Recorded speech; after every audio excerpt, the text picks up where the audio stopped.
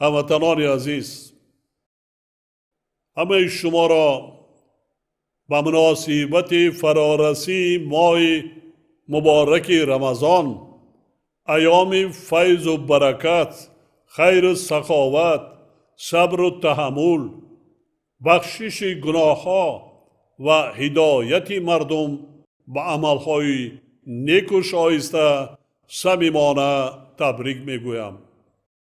و خاندان هر یک شما روزگار آباد و آسوده، سعادت زندگی و در همه کارها و فضیلت‌های انسانی موفقیت و کامیابی آرزو می‌نمایم. ماه شریف رمضان با حکمت‌های خود در تعلیمات دین مبین اسلام جایگاه خاصه دارد، زیرا خداوند در این ماه صبر و تحمل، مهر و محبت و خیر و سخاوت را از میان دیگر عبادت‌ها انتخاب کرده است و به آنها مقام مخصوص داده است. در خاطر باید داشت که حکمت روزه ماه رمضان تنها خودداری از خوردن و آشامیدن و عبادت کردن عبارت نیست، بلکه در این ماه مبارک پاکیزگی باطن و ظاهر، دوری جستن از کینه و عداوت، اختیارداری نفس و بیشتر انجام دادن عملهای شایسته در جامعه جایگاه خاصه دارد. پرهیزگاری، سخاوتمندی به اطرافیان، دست نیازمندان را گرفتن، از روی توان و امکان کمک کردن به نزدیکان خود و انجام دادن دیگر عملهای نیک و ثواب از جمله ارزش‌های می باشند که در این ماه برای مسلمانان ثوابی بیشتر دارند. شخصی که در این ماه مبارک یک عمل نیک یا یک کار خیر و ثواب را انجام می دهد، مانند کسی است که 70 عمل فرضی را در غیر این ماه انجام داده است. مخصوصاً باید تأکید نمود که دین اسلام احترام گذاشتن و مقام و منزلت پدر و مادر را از جمله ارزش‌های بلند دانسته، خدمت به آنها را از همه عبادت‌ها بالا گذاشته است. به این معنی در حدیث آمده است که نیکی کردن به پدر و مادر افضلتر از نماز و روزه و حج و عمره می باشد. یکی از عملهای خیری که ثواب بیشتری انجام دادن آن محض در ماه شریف رمضان تأکید شده است، صدقه به یتیمان و معیوبان، عائله های بی‌سرابان و کمبضاعت و دیگر نیازمندان به شمار می رود. همچنین در خاطر باید داشت که طبق تعلیمات و احکام دین مبین اسلام به گرفتن فطر روزه در نوبت اول یتیمان و معیوبان و نیازمندان و عائله های کمبضاعت حقدار می باشند. در این بابت پیامبر گرامی فرموده است بهترین و با ارزشترین صدقه آن است که در ماه رمضان انجام گیرد. فراموش نباید کرد که شرط قبول عملهای خیر انجام دادن آنها از روی اخلاص بوده. در اجرای آنها باید حد اعتدال رعایت گردد و به اسرافکاری و ظاهر پرستی و خودنمایی و زیاده روی راه داده نشود. خصوصا رعایت انصاف در خرید و فروش مال و محصولات، خودداری کردن از آراستن دسترخوان سرخرج و استعمال از معیار زیادی خوراک سرغذا در این ماه بسیار مهم است، زیرا عملهای ذکر شده و ماهیت این ماه مبارک عموماً سازگار نیستند. باور دارم که مردم شریف تاجیکستان این حکمت‌های ماه رمضان را درست در نموده، با نیت نیک و قلب پاک و طاعت و عبادت مشغول شده، فضای صلح و ثبات و وحدت و همدیگر فهمی را در کشور عزیزمان باز هم مستحکم می‌گردانند. هموطنان گرامی، ماه مبارک رمضان به دوره آغاز موسم کشتکار بهاری راست می آید. این از هر یک ما تقاضا می نماید که با استفاده ثمرناک روزهای بهاری اهمیت اولین درجه داده برای اجرای سریوقتی و باصفت کارهای کشاورزی کوشش نماییم. با در نظر داشت وضع مرکب جهان امروزه که در نتیجه تغییریابی اقلیم، بحران‌های اقتصادی و دیگر عامل‌ها بسیار کشورهای دنیا با مشکلات نرسیدن مواد غذایی و بالاروی نرخ‌ها روبرو گردیدند.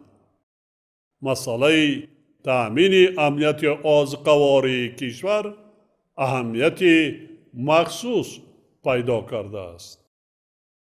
در چنین شرایط استفاده عاقلانه و ثمرناک هر یک وجب زمین با مقصد افزایش حجم استحصال محصولات کشاورزی، تامین نمودن بازار داخلی و کاهش دادن وابستگی از واردات محصولات غذایی وظیفه مهم و مسئولیت ایمانی و انسانی هر یک ساکن کشور به حساب می رود. یعنی همه ما باید در حفظ امنیت آذوقه‌واری مملکت توسط زحمت صافدلانه، استفاده ثمرناک آب و زمین، تخمی‌های اعلی صفت و رویانیدن حاصل فراوان سهمگزار باشیم. در برابر این وسعت کارهای کشاورزی، فراهم آوردن جایهای کاری نو، بنیاد باغ و تاکزارها و اجرا کردن عملهایی که به بلند برداشتن سطح زندگی اهالی خدمت میکنند، در دین مبین اسلام حکم صدقه جاریه را دارد. علاوه بر این ما باید با در نظر داشته وضعیت حساس جهان معاصر با مسئله صرفه سرشتکاری، راه ندادن و زیاده روی و اسراف کاری و ظاهر پرستی اعتبار دائمی دهیم. ما باید در فکر اهل عائله، فرزندان و نزدیکان و پیوندان خود باشد. اینچنین تعلیم و تربیت فرزندان، صاحب علم و دانش و کسب و هنر گردانیدن آنها وظیفه و قرض هر یکی ما می باشد. زیرا آموزش علم چراغ است که در هر دور و زمان انسان را به راه درست و آینده نیک راهنمایی میکند. و اولین آیتی که در قرآن مجید نازل شده است، اقرا، یعنی تاکید به خواندن و از خود کردن علم می باشد. ما باید همیشه در خاطر داشته باشیم که تشویق فرزندان به علم آموزی و از خودکنی کسب و هنر، فرموده احکام دین و بهترین خدمت در تربیت نسل نورس و جوان به حساب می رود. دولت و حکومت مملکت در سمت آموزانیدن علم و دانش و کسب و هنر و نورسان و جوانان اقدامات زیادی را عملی کرده ایستاده است، ولی باید پدر و مادران نیز وظیفه مقدس خود را در تعلیم و تربیت و با سواد و صاحب معرفت گردانیدن فرزندان، یعنی به خاطر آینده با سعادت آنها اجرا نمایند. هموطنان عزیز، حالا کشور ما مرحله تشکل و تکامل دولت ملی را طی کرده ایستاده است. قانونیت بنیاد دولت ملی معاصر تقاضا میکند که هم ارزش‌های اسلامی و هم رسم و آیین‌ها و سنت و عنعنه‌های ملی باید در تقویت ثبات و آرامی و آسایش و سعادت مردم تاجیکستان قرار داشته باشند. امسال را ما با افتخار جشن مقدس و بزرگ ملی 35 سالگی صاحب استقلالی کشور محبوبمان، سال وسعت دادن کارهای آبادانی و سازندگی و تقویت و تحکیم خودشناسی و خودآگاهی ملی اعلان نمودیم. این سال پر افتخار برای هر یک فرد جامعه امکانیت است که با زحمت و عمل سازنده خود در پیشرفت دولت و شکوفایی و آبادی وطن محبوبمان سهم گذارد. با این وسیله ما نه تنها جشن بزرگ صاحب استقلالی را تجلیل می نماییم، بلکه آینده درخشان کشور را نیز برای نسل‌های آینده بنیاد میکنیم.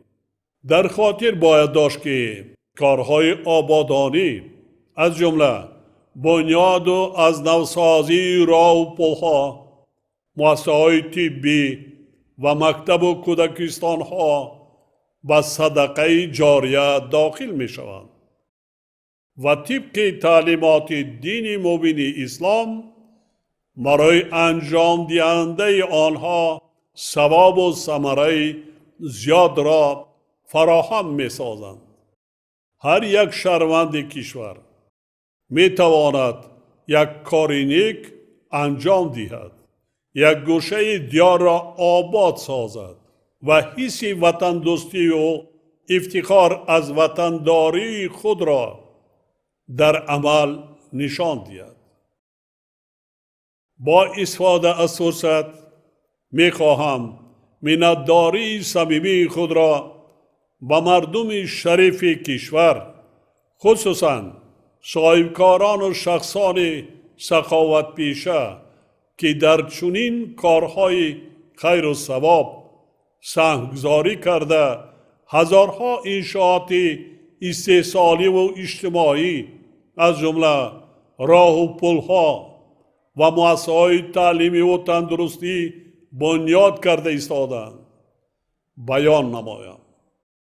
ما را ضرور است که من بعد نیز صاف دلانه زحمت کشیم، فرزندانمان را در رویه وطن دوستی و وطن پرستی و حس بلند ملی تربیت نماییم و تاجیکستان را همچون وطن آباد و زیبا و نسل‌های آینده میراث گذاریم.